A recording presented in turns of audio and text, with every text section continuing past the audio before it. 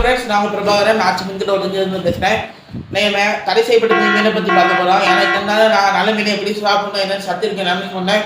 இன்னைக்கு தடை செய்யப்பட்ட மீனை பற்றி பார்க்கலாமா? இந்த மீனோட பேர் தேலிவரா. இதோட பூர்வீக நாடுகள் என்னென்னு பார்த்தீங்கன்னா தென்னாப்பிரிக்கா, இந்தோனேஷியா, வியட்நாம். இதோட பூர்வீக நாடுகள்.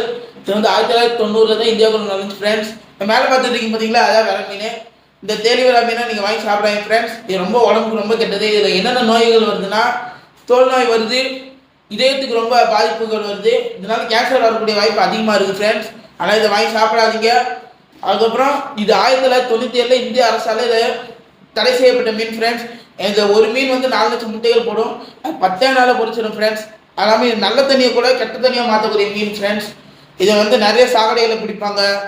கெட்ட தண்ணி சேறு இருக்கிற இடத்துல இந்த மீன் பிடிப்பாங்க ஃப்ரெண்ட்ஸ். இது வந்து எல்லாத்தையுமே சாப்பிடும் ஃப்ரெண்ட்ஸ்.